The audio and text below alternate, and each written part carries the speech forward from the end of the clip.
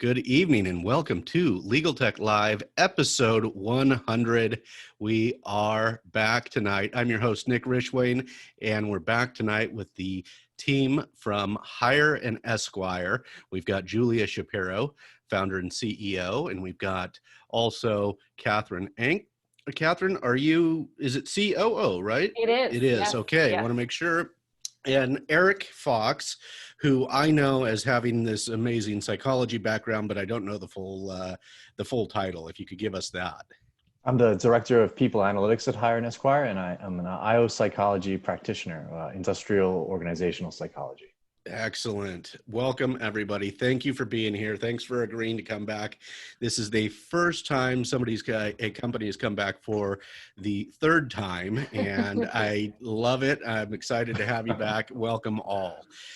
Tell us, a lot has happened in the legal industry this year. So you guys have tons of data on that, which is why I wanted to bring you in.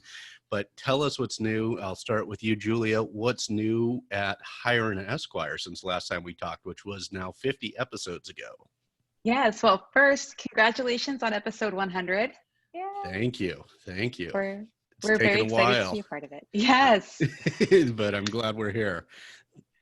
We're very excited to be a part of it, and I think it's actually a fairly appropriate time for you to be reaching episode 100, because I feel like this fall is something of a turning point or maybe a sticking point of changes in the legal industry and rapid changes that we've seen because of all of the things that have happened in the last few years, but particularly in, I would say, the last 7 months.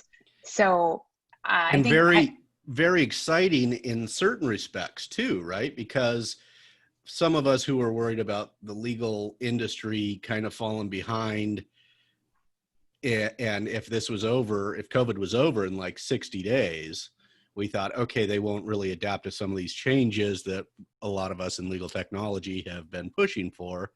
And then unfortunately, we didn't have this over in 60 days. Exactly. And I think we're a good example of a company that was typical legal tech company. We were growing very steadily. People were slowly accepting us over time. We had steady, strong growth every year.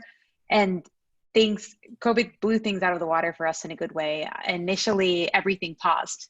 Like everybody else, courts were shut down, people didn't know what to do, and everything paused. And then after a little bit of time, when things started to pick back up again, people started to realize, and even more increasingly so now, that things weren't going to go back to normal.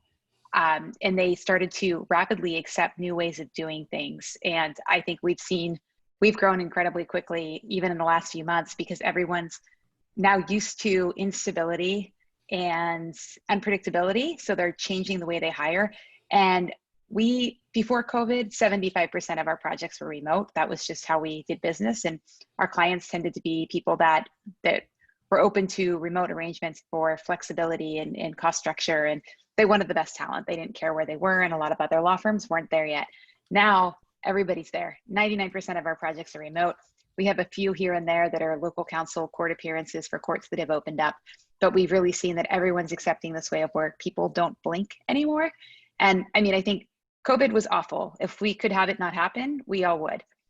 If we could have had our government if we would have had a better federal response, I think a lot of the state governments were very strong. Mm-hmm. If we would have had a coordinated, competent federal response, I think, that would have been better for the country. But as far as what I see happening in Europe is mostly back in the office now.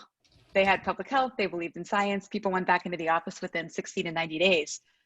We didn't do that here. So I actually think some things in Europe, that some of the changes have not slid backwards, but people are like, oh, okay, we can go back into the office. We can do these things again. In the US, you can. So now people are really digging into this way of working in a way, if we would have had a competent federal response, they might not be as much. Yep. And that is strangely, for those of us in legal tech and legal innovation spaces, almost a relief of sorts, or a silver lining of sorts, I should say. Yeah. That, okay, good. Finally, we can move this industry forward faster. It takes a lot to move a lawyer. and an industry and that's behind. So I guess it's a silver lining with a green, as you said, Julia, that certainly we would have rather not had this happen, without a doubt. But so you've seen them take on and make changes, significant changes within a fairly short amount of time. Any other things that you're seeing that, as far as in hiring or areas of litigation or areas, legal trends that are really active as a result of COVID and pandemic and lockdowns and those types of things that you can share? Yeah, so what we first saw, and we're pretty transparent, we published a lot of our data and trends we're seeing. When COVID first hit and people were waiting for the other shoe to drop, we actually saw a huge pickup in corporate transactional work. People were trying to either break deals, get out of deals, or solidify deals before things got worse. So we saw a huge pickup there. And then since then, we've seen a slowdown, which traditionally, when we've seen that, that's not a good indicator of the economy.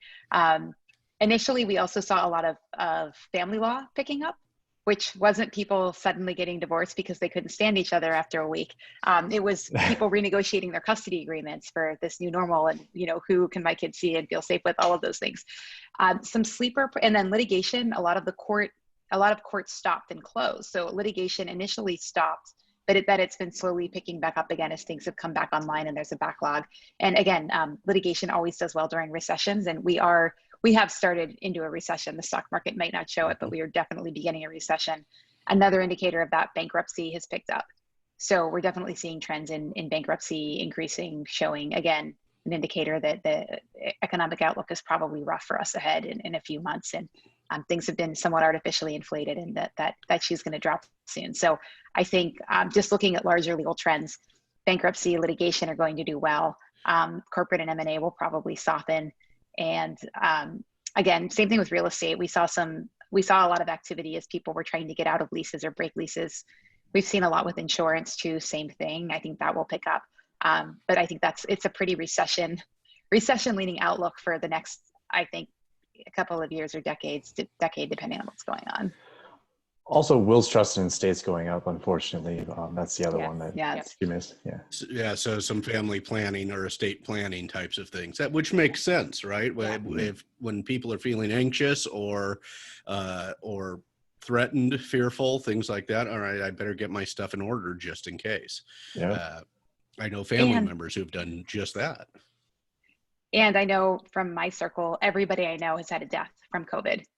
So I don't think anyone's been untouched by it. So I think in addition to just having people saying, well, let me get this in order, I think there's been a lot of deaths. We passed 200,000 and people are planning because there's probably going to be another 200,000 before the end of the year. So yeah, certainly the winter months do not bode well for getting it under control. If the summer months did not, then the winter months certainly don't. But it didn't magically disappear in the summer? It didn't disappear. I'm so confused. I know. So I want to know, have you seen any, and this may be beyond your scope, but I'm imagining you hear some of these trends. Have you heard anything about COVID specific? Are people bringing on lawyers to help with setting up new measures for their businesses to get people back in the offices, anything like, or not necessarily back in the offices, but back to work, or preventative measures, anything like that? I know I've seen some stories related to how do employers deal with these things, with new measures, COVID measures. So I didn't know if there was any COVID specific trends or data that you had. There was a little bit at the beginning of the pandemic. There was a pretty big interest in employment attorneys. And I think a lot of that had to do with organizations who were scared that they were going to have massive layoffs. How were they going to navigate the COVID leave? How are they going to navigate all of the PPP loans and everything that was involved with that in terms of how that tied into people's pay, how that tied into, remote working policies. And, it used to be that if you were going to work remotely, you had to have some kind of childcare. Well, that went out the window with the pandemic. So for a lot of us, that's not possible. and hasn't been possible. So sort of revisiting and rewriting all of those policies on the fly required pretty much every employment attorney, I think, probably in the US to be engaged with someone, probably many someones, helping multiple different organizations come up with new policies. Once that kind of initial, like after the first maybe 6 weeks, you know, March, April, maybe a little bit of May, not so much. We have not seen as much on our end anyway. I think it's still happening, but probably just not as many. It's not the 4-alarm fire that it was, right? So they're not kind of like pulling in contingent people to kind of like give it an extra pair of eyes because people have been awake looking at documents for 20 straight hours or something like that. So yeah, initially there was a huge rush with that. And I think a lot of organizations were really struggling to figure out how they were going to respond, but things are unfortunately pretty normal for us all at this point. it is. We've all grown accustomed to this new experience. Yeah.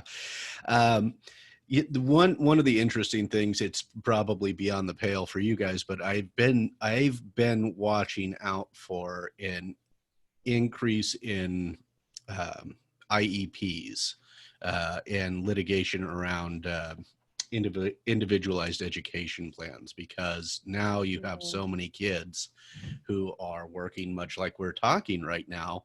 But that's going to require for so many kids, that's going to require a whole new set of things. I have not seen it yet or anything reported on it yet, but I'm expecting it. Oh, it's out there. It's there. It is actually. I can send you the news article. But no, there are already firms that are taking schools to court over their inability essentially to be able to accommodate the IEPs and special education. I expected it. I just hadn't seen it yet. How about for the lawyers? What are you hearing from the lawyer side of things? Is everybody getting on board with hiring an Esquire and like, hey, I'm looking for work? Or is it a big increase in those who are now available because there's layoffs, or have things been fairly steady? Give us a little bit about that. I would say that it's been variable. Right after, the first couple months after the pandemic began, there were a lot of layoffs, and we had a massive amount of attorneys signing up for our site. And I will let Catherine discuss. Catherine is the escalation for our customer success and customer support. I will let her and Eric discuss a little bit some of the things psychologically going on with attorneys. We did see people who probably never been in this position before. Their careers had been more traditional and were feeling very unsafe, I would say, and wading into this new world and trying to use technology. So we saw a lot of that initially. I would say it has definitely slowed down. August was one of the first months ever we had more new verified client signups than attorney signups. But we do have now well over 2% of the active US attorney population on our platform. So I also think there's still a lot of market share of clients for us to get, as now we have a lot of the working population of attorneys already on our platform. Excellent. Okay, good to know.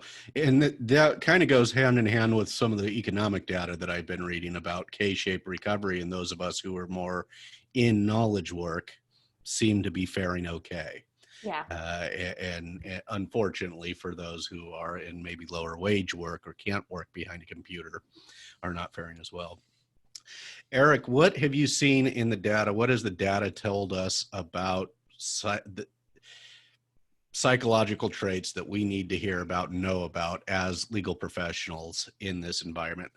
So lawyers are doozies. So I'll give you some context there. The type of job that lawyers do every day, they have to be skeptical of everything around them. Every person they talk to, they have to second guess what they're talking about. What are the legal ramifications of everything I'm doing? So they're always deliberating. They're always second guessing themselves. This makes them skeptical people in general. This makes them critical. This makes them pessimistic. They have a high sense of urgency. They're perfectionistic. So already I'm painting a picture of rigidity. These people can't change very easily. And I always like to make this analogy. So you have 3 parts of your brain. You have your reptilian brain, which is in charge of things like breathing and eating and sleep cycles. You have your limbic system, which is your emotional part of the brain, and you have your neocortex, where all the high level stuff, planning goes on. A lot of attorneys, they're less poised than the general population. So attorneys are more emotionally unstable than regular people. That's not true. I'm completely stable. Well, obviously, these are generalizations of aggregate data. You're cool on your own, but I see you're doing a show on the side, so you're not that attorney-like. So I'm watching our show on the side. So. I'm watching a different screen over here for this show. So what happens to the lawyer brain? Things get stuck in their limbic system, in their emotion center, because an impulse has to pass through the lower parts of the brain to reach your neocortex. So what happens is when lawyers are presented with a stimuli, which most people wouldn't get offended by, lawyers might take it critically. Like if you say nice haircut to a lawyer, they'll second guess and say, was it really nice? Where another normal person would be like, thank you, I did a lot for this hair. That's fair. So because of that, they perceive everything as a threat. They perceive a lot of things as threats, and that makes it very hard for them to adapt. It makes them hard for them to take feedback. And it's definitely a big problem in the attorney population. It makes them good at their work, but it makes them miserable at life. And how do we adjust to some of this? And Alan Rodriguez is here in the chat with us, and he's saying, so lawyers aren't normal people. Well, it's a self-selection process. So people go to law school and they have this kind of lawyer personality. People tell them when they're a kid, like, hey, you're just like a lawyer. You're always argumentative and critical. There's good things about the lawyer personality. They're extremely high on abstract reasoning. They love mental challenges. They love to be put to the test. Because of that abstract reasoning, they might challenge you a lot because they want to engage in an intelligible argument and they want to challenge you on that. So it's kind of tough to say, but what lawyers can do is some basic techniques like taking deep breaths when you feel something. Like you have to feel anxiety approaching you and not get kind of caught up in the emotion. It's a lot of the roots are in meditation, and not to sound like a guru or anything, but when you do try to focus on one thing and stay in the moment, you kind of understand that anxiety is just an extra part of what's going around, and it shouldn't have a big influence on how you're feeling.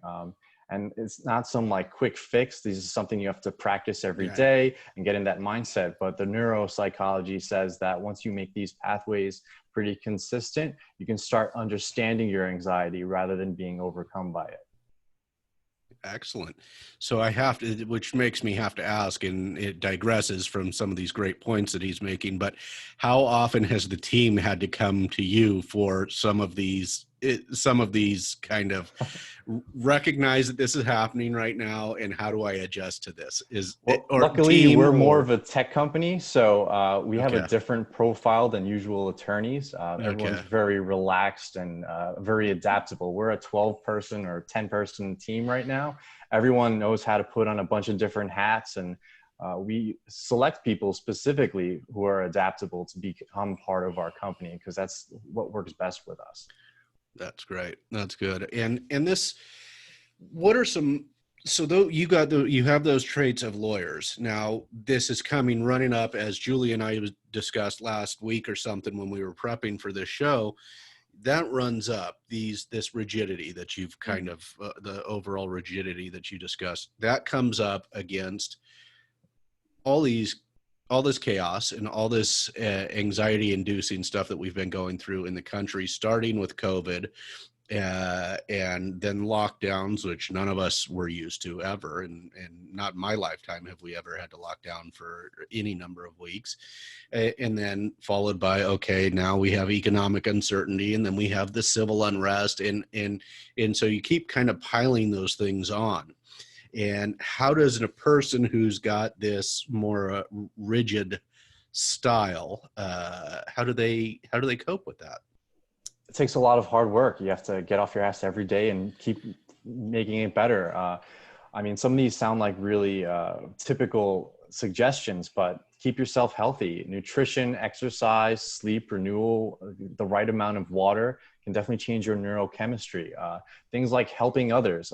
This might sound foreign to attorneys, but You want to give as much to other people as possible, and that really helps your social connections. You want to have genuine connections and authentic connections with other people, and that's one of the biggest challenges right now, because how do we do that in a remote workplace? We like to have company happy hours at Hire and Esquire. We like to have one-on-one chats here and there, see how we're doing just for the social aspect, leaving business to the side. So little check-ins like that. Attorneys are very low on sociability as well. So keeping up with people and developing those authentic relationships is really a big challenge. Yeah, that's interesting. And speaking of, the Hire and Esquire team sent me a memo bottle. This is their this is what you guys use for your happy hours. Is that right, Julia? Is that what you, yeah. Just Yes, full of Tito's right here. Yeah. So, Yes, to answer the question, yeah, we do happy hours, and this is the official flask of the Hire and Esquire happy hour. And I will say Catherine is the most hardcore on our team. She can definitely kick back the hard alcohol like nobody else. And one thing I think too in this discussion, which is interesting, and probably why Catherine probably isn't joking about having a bottle full of Tito's, is that Catherine has been the one, we've seen a lot of these things that Eric is talking about coming through our support system in chat. And I think Catherine has a lot of good insight. Catherine definitely is really good at handling those. And we joke that sometimes she's become a therapist. So Catherine has seen a lot of that. coming in from the lawyers themselves who are needing help in Both customer sides. service. Oh, Yeah, both both sides. Yeah. So, I mean, I think everybody's obviously on edge, right? Like we're all experiencing stressors in every single, like there's no category of life where you're like, well, this is easy right now. I mean, even just getting groceries is complicated. So it's it's lighting us up in every way. And so we really get it from both sides, where people are just, they're at their limit, and I think for attorneys sometimes, especially for people who maybe are more experienced and were in a law firm environment where they had people who were available to them to do a lot of technical things that they didn't necessarily have to do for themselves, having to kind of like figure out not only all of these other things, right? Because we're all literally relearning how to do every single daily thing throughout the past like 6 and 7 months. But now they have to learn a new way to sort of engage in the practice of law, in which they can't just like walk down the hallway to somebody's office and tap on their shoulder to have a discussion with them about something. And then, and all of everything that goes with that in terms of just like document management and everything else that has had to change or accelerate in this time. And then you have someone who maybe isn't used to a system like ours, like they wouldn't have been ready to adopt something as forward thinking as Hire and Esquire 6 months ago, but now they're in that position and it's a crash course, and people's just, their patience is really, really limited sometimes. And I think we have an incredible team, and we really stress with them how important it is to put yourself in those people's shoes, to think about what it is that they're stressing about, to have empathy for them. I think, like 99% of the time we end up singing Kumbaya by the end of whatever it is. But there is a lot of that. And I think there's two sides to that, right? Which is that people are more prone to, in the micro, in those kinds of interactions, people are more prone to sort of going off on a stranger about something that is definitely not worth going off about. But in the macro, and feel free, Eric, I love to, as an unqualified person who did not study psychology, I love to throw stuff out to him all the time and make him classic validate transference. But I think in the macro, the attorney mindset is one in which you have to imagine worst case scenario a lot. And that's part of why attorneys are so anxious. And that's part of why, there's a lot of like mental health issues within the industry, just because part of the job, right, is that you have to worst case scenario all the time. And so now you have that magnified by leaving the office or leaving work or stopping work at home. Yes. And then going and turning on the TV, and there's more chaos and anxiety inducing information. Yes, exactly. And I think it kind of has this a little bit of a Jekyll Hyde effect in some ways, in that like in some ways it's really, really satisfying for people, because they're like, I knew it. I was worst case scenarioing, and here it is. It's the worst case scenario. Like, I was right. Yeah, it's a little bit like you hit bottom, you know, and you're like, well, there's nowhere else to go from here. So like, this is actually way more comfortable than I anticipated that it would be. All of the things that I thought were going to happen happened. And so I think that part, like that instinct, which is a little bit more of like a cultural place that we're at in terms of like the general nihilism that we're all accepting in this moment, right?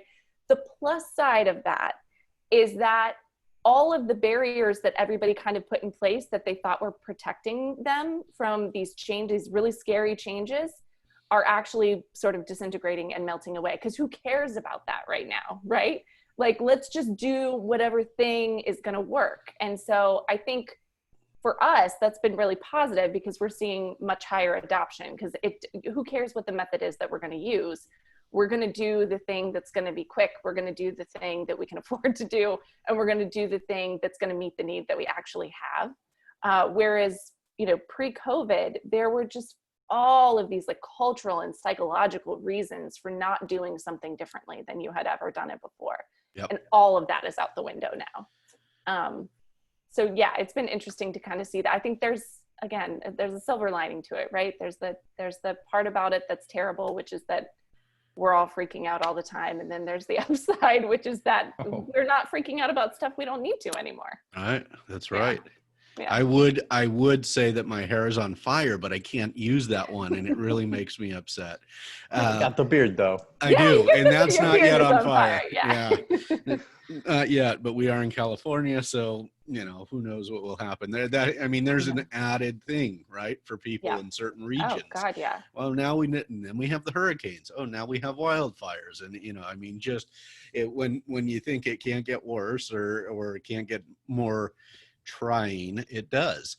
How about let's change to some forecasting and based on trends that you see right now. Everybody, certainly the Instagram memers, who I love because they entertain me all the time. I love a good meme. You know, for years people have been talking about how 2017 is going to be better than 2016 and whatever. That's an ongoing joke, and now 2020s is where as bad as it can get. Yeah, it was a joke or whatever. You know, I mean, it's been going on for a decade now. So but yeah, everybody's saying, oh, well, 2020, it can't get worse than 2020. But in reality, like everything that's happening and what's impacting the legal community, right? It's not just going to evaporate come 2021. So, because we've got economic struggles and we've still got COVID. So 2021 is not going to be a magic turn of the corner. What kind of information does Hire & Esquire have for folks on trends to expect? Any other forecasting related information? I'll start this one. Sounds So good. you know, I'm a news junkie. I've been one since I could read. And I think if you do stay on top of what's going on, you tend to be able to predict trends. That's something that my father taught me. He was always able to predict generally the stock market and other things by consuming enough information and understanding where things were going. And I think one thing, I'm going to start with the negative and I'm going to try to end on a happier note. But I do think one thing we really have to all be concerned about right now is extreme democratic instability. I mean, I will say that we had somebody from the presidential pulpit call for a coup and ask domestic terror groups to help him. There is a lot of counterterrorism experts, people from both sides of the aisle, from the Bush administration, from the Reagan administration, are raising the alarm bells of what happens if we don't have a peaceful transition of power. So I do think that every business and people in the legal industry do need to be prepared for that. It will stop supply chains, it will stop business, it will stop a lot of things that we come to rely on, that will just, everything economically will pause, including, you know, it will be like the pandemic times 20. We will have the pandemic going on, and then we will have this unrest and we will have these issues.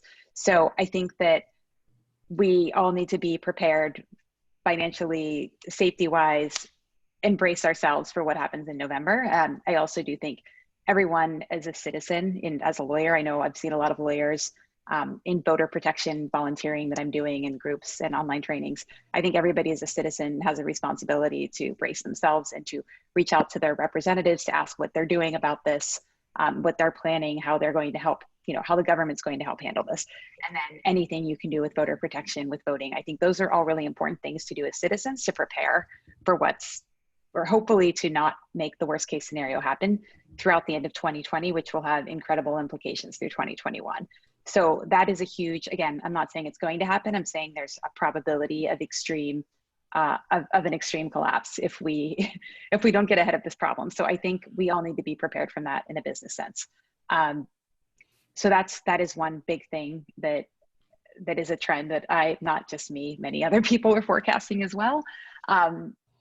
I think then another thing, if we get past November and December, if we do have a peaceful transition of power, and if our democracy remains intact, I think there's tremendous opportunity. One thing that I think is a huge trend that that is a complete game changer for the legal industry is we've seen Arizona, we've seen Utah adopt significant changes to the model rules.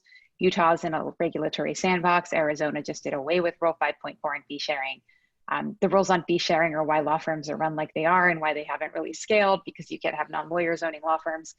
Florida is going to be making a decision soon. New York will be making a decision soon. Those are major markets. Arizona, Utah, small markets. Florida's the third largest legal market in the country. New York, depending on New York area, it's not necessarily New York, but the New York metro area, which includes Connecticut, New Jersey, is something like 15% of the total US legal market. So while just New York State itself may not be that big, those two states changing is going to open up, lawyers who love to say floodgates, is going to open up floodgates of change, and probably more states following them. One other lawyer psychology thing I learned from talking to psychologists that dissect lawyers are that lawyers are slow leaders and fast followers. So I'm guessing, based on history, that if a few major states adopt changes to the rules, the other ones are going to fall like dominoes.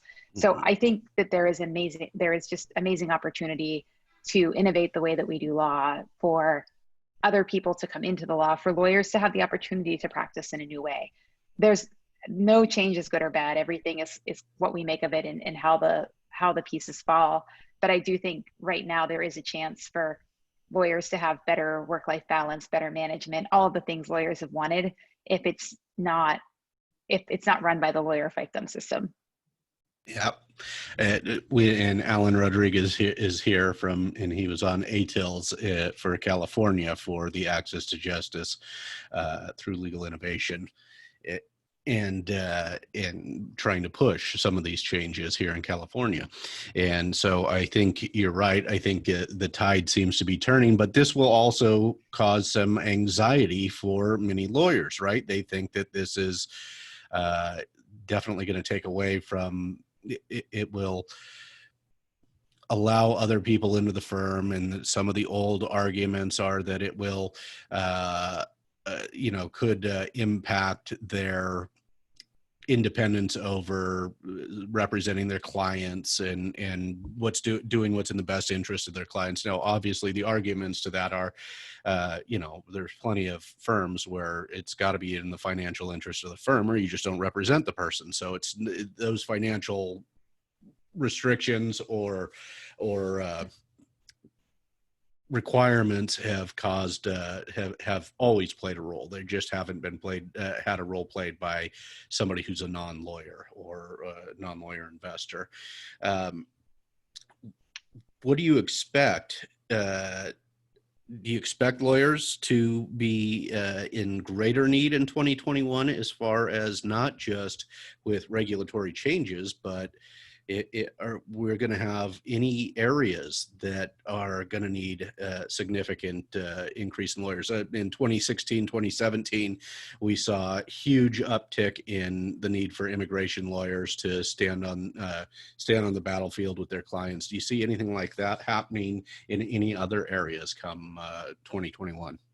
Yes. So I will say one thing about the past 4 years is it's been great for lawyers, horrible for people, horrible for businesses, but great for lawyers. Instability makes business pause. It's really bad for capitalism, but it's really good for lawyers, because lawyers, everyone's constantly calling their lawyer to see what's going to happen next and what they should do. So if you've noticed, it's been a good couple of past years for law firms, and the lawyers have won from all this instability and uncertainty. And so I do think, aside from the current administration, if you look at the trends forecasted by people who research this much smarter than me, they are saying that lawyer is actually one of the fastest growing jobs. Lawyers are going to work differently than they do now, but we continue to have exponential growth in information. And then with that, there's new privacy, there's new regulations, there's new things that go with managing data, and new risks that come with all these new innovations. So that's why there's going to be a much bigger market. And I think it is like, I think of document review. People were really worried about document review being automated.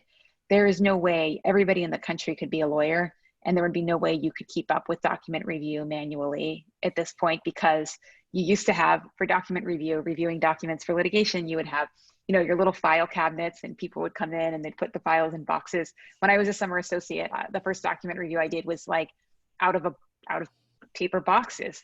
They were still doing that in the aughts. And so then when people weren't sending 20 million emails and texts and Slack channels a day, you could do that. So I think while people are worried about hanging on to their jobs, they should not worry about the stuff that could be automated and start looking to the future of what is all of these new emerging areas where they're going to need people to do critical reasoning, which computers can't do yet. Maybe they'll be able to do that in 30 years. I don't think AI is not as far along as we think it is. And it might be good for guessing what you're going to search. It's not really good for solving complex legal problems. I never say never. 30, 50 years from now, it could be. But right now, I think we have a lot of runway for people to see new opportunities in areas in law and a lot of new legal needs. And by the time computer programs or AI can do advanced legal reasoning, I'm sure there will be a billion other new needs that need to be filled, right, that people can move on to and transition to. So I just think for lawyers, it's really important to make your career adaptable and look at what's next and start. One thing we've seen in our network is attorneys will sometimes take lower rates to do work that they might not be an expert in, or they might not be as skilled in, that helps them straddle between two areas. Like maybe I'm been a corporate lawyer and I'm really interested in some things in emerging field of data privacy. I'll take a lower rate for a more junior role because I want to put that on my resume and learn more about it. So I think any opportunities attorneys have to take baby steps into a new area and start to learn it, instead of saying like I'm no longer going to be a trust and estates lawyer, I'm going to be a privacy expert now. Like there's a lot of ways you can bridge and just slowly expand your career to become more future-proof that aren't really drastic and aren't that scary. It seems to me, Eric, I'm turning to you with that example that Julia just gave, it seems to me if that change, I'm going from estate planning and now I'm taking on a little bit of data and privacy work because I'm interested in that area. And we know that it's a growing area, as we've seen data breach after data breach lawsuit this in the last couple of years. It seems to me that there would be a little bit of the resiliency that you think would factor in this. How am I adapting to this new way of living? Is that right? So learning something new that way? Oh, 100%. So lawyers typically, they go to law school, they get their training, let's say at an AM law firm, and they think they're done learning. You need something called the growth mindset. You're always expanding your skill set. You're always looking for new ventures. It should never stop. You're never done learning, and you always have to pick up that book, learn something new, and expand your capabilities, because it's never over. And as all industries tend to change more and more rapidly, you're going to have to quickly adapt to things as they go. So if you're going to be left in the dust if you don't just start picking up new things.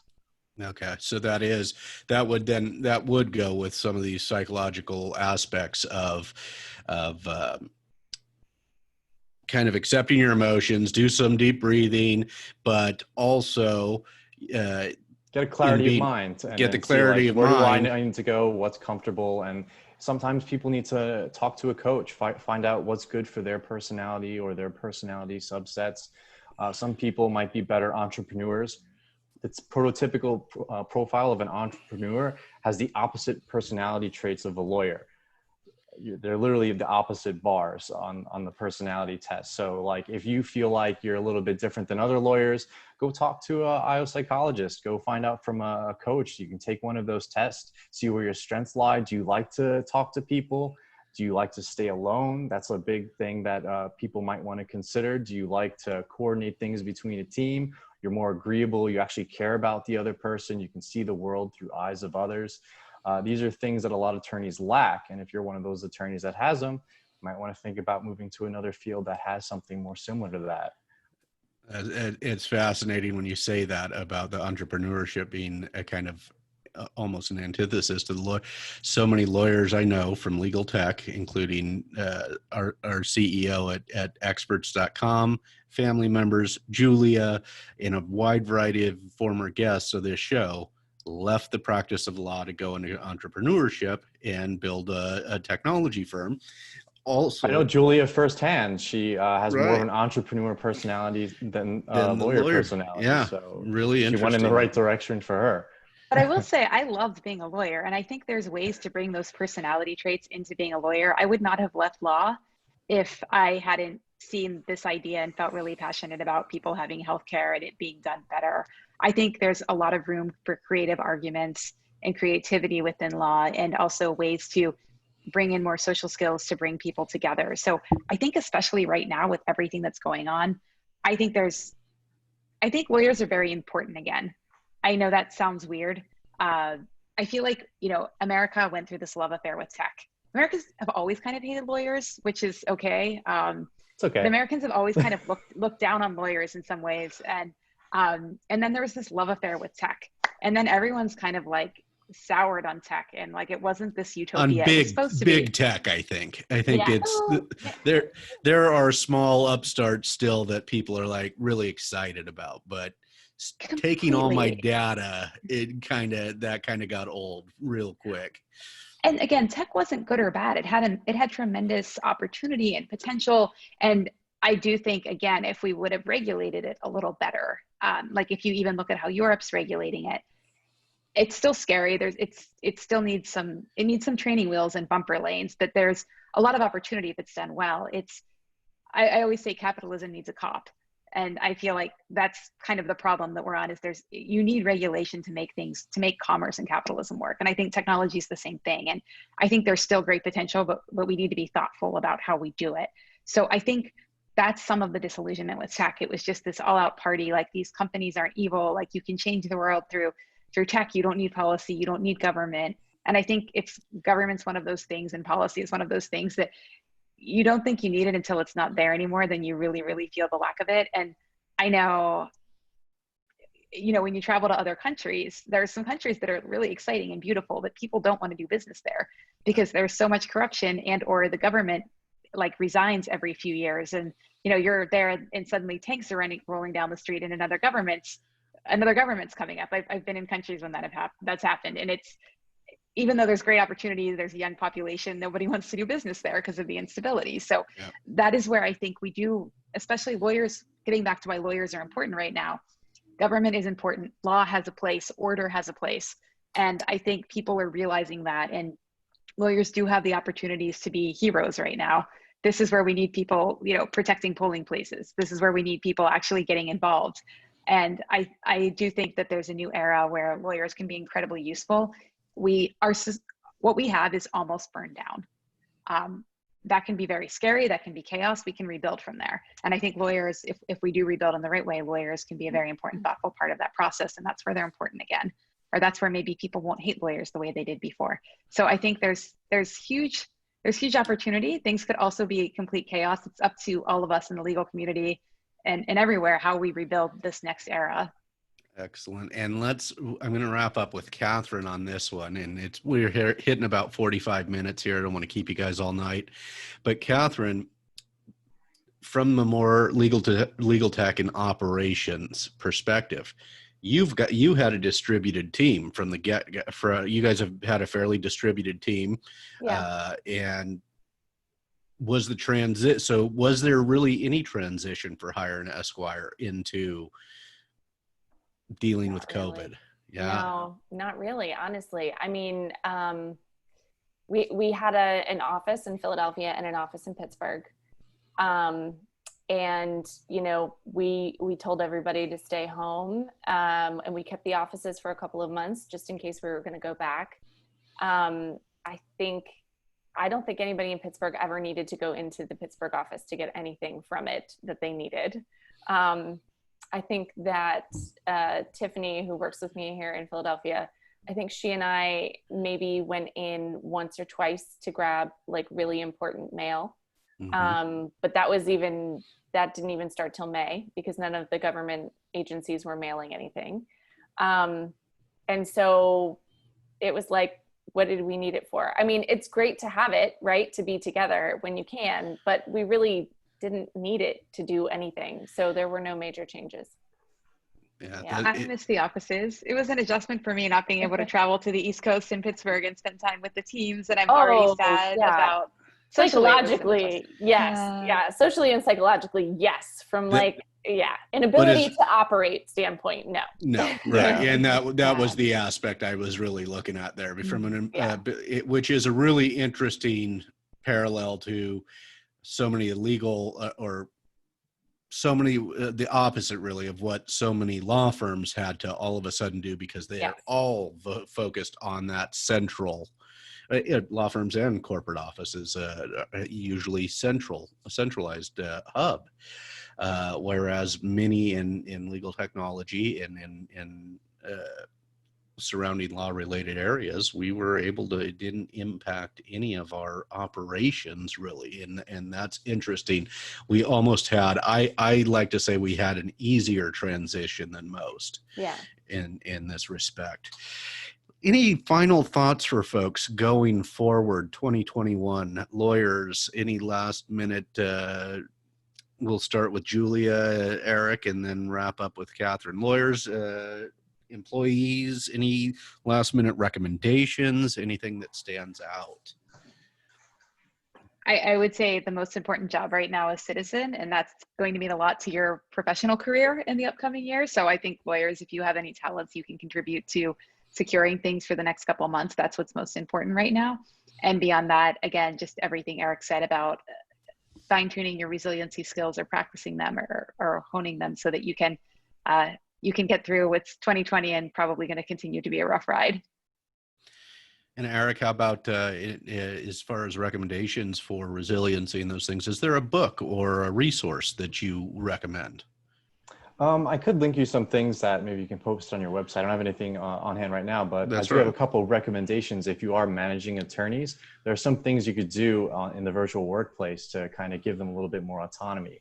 First thing would be predictability. So you want to establish as much routine as possible. Maybe it's like a regular scheduled briefing time, just little pockets of predictability where you can.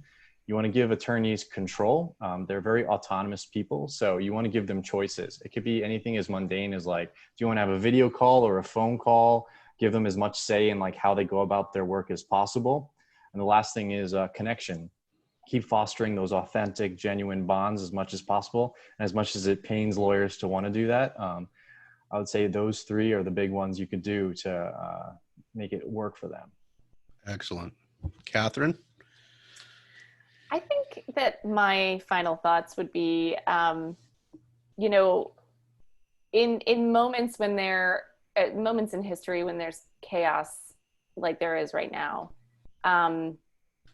people who are able to take a moment and look at all the pieces are often able to spot opportunities that other people don't see. And I think right now, there's a lot that's really scary and unnerving and anxiety producing. But there's also, everything is up in the air at this particular moment. Things have not quite landed yet, which means that they can land in a whole variety of ways. And it also means that each one of us has a little bit of power to influence how they land. And I think from the standpoint of citizen, that's really important. I also think from the standpoint of, you know, the focus in 2020 that has been put on racial justice has created an additional desire for, I think, average people to understand how our justice system works in a way that I don't think anybody's cared to understand up until this point. Except for maybe the true crime people. Yeah, well, they seem to be a special brand. They are a special brand, but they're also a new breed of people. That's true. Fairly new. They're fairly new. They're a podcast thing. I mean, they can really dig in and understand how the whole process works. It's extremely unnerving, but yes, it's totally true. But yeah, I mean, I think that people are caring and trying to understand how the justice system works in America in a way that they've never really been motivated to do before. If we can look at that and feel optimistic about the fact that people care about how their justice system works and that it's no longer this impenetrable black box to them, there are so many things that we can do in terms of access to justice. There are so many things that we can do in terms of incarceration reform. There are so many ways that we can do things differently. And if we're able to kind of put our hand into the chaos and control the direction that things fall a little bit, I think that there's actually a lot to be optimistic about. Not in a Pollyanna kind of way. Like, I still think that bad things are going to continue to happen, and lots of terrible things have happened. So I'm certainly not sugarcoating what it is, but I think there's a lot of opportunity for people who can kind of see the potential advantages of keeping your head during this time and staying focused on your values and the things that matter to you and acting out of those, whether it be your career, the direction of your law firm, or the direction of the country. Like, all of those things we have a measure of control over. Excellent. Yeah. I think one of the things that always piques my interest in these times, and did especially when COVID started, is that I thought there would be a lot of innovations that we haven't even thought of yet, because when people come out of that comfort zone of having that great job, they start working on something new. So I'm always excited. I'm sadly, in a strange way, I'm excited at downturns for that, because some really cool innovations come out of downturns. Chaos can also present some really unique opportunities. So I try and think of those as well. I like the way that you phrased that or framed that for us, Catherine. Thank you to the Hire and Esquire team for coming back for episode 100. So probably you'll get an invite back in like another 100 or something like that. But 200, looking forward to it. Yeah, yes, thank you so much for doing this. How do people get in touch with Hire and Esquire? You can always go to our website, hireandesquire.com. We have a little chat box at the bottom. Be nice to our customer support people, but you can send us a message there. You can also email support@hireandesquire to get in touch with us at any time. We're also on Twitter @hireandesquire, Facebook under our name, and LinkedIn under our name as well. Excellent. And I will say that's a great point, Julia, about being nice to everybody thinks when they type into the chat bot on a website that there's not a person attached at the back end. They think there's people. Yes, there's people to that. There's be nice to those feelings. Sweet people. Yes. Really nice, caring we people. We hire the nicest people. We just want to make everything nice for people. It really boggles my mind that in 2020 people don't understand that there's a person on the other end of that. Yeah. It's not just a bot. It's a robot. Yeah. In fairness to people, a lot of them are bots. I mean, a lot of customer support places are bots, which is probably what people are suspecting, but then you do get a real human response from our system, whereas a lot of other systems, you do get a bot. Yeah. So be nice because there's a good chance it's a human on the other side, I think is what I would take away. The takeaway would be here. And if it is a bot, you can practice being nice to people. You can practice being nice. There you go. You can be like my dad, who says thank you to Alexa all the time and please. My mom does that too. That's funny. He'll be like, thank you. Please set my alarm. It goes a long way. Amazon engineer listening there. It goes a long way to making everybody a little bit happier these days. Thank you, team from Hire and Esquire. Our guests tonight were Eric Fox, Catherine Enck, and Julia Shapiro of Hire and Esquire. Thank you so much for returning, and we are going to take a break after episode 100. I'm probably going to take the rest of October off, so see us in November for 101. Thank you, everybody. Good night. Thank you. Thanks, good night. It's been a pleasure.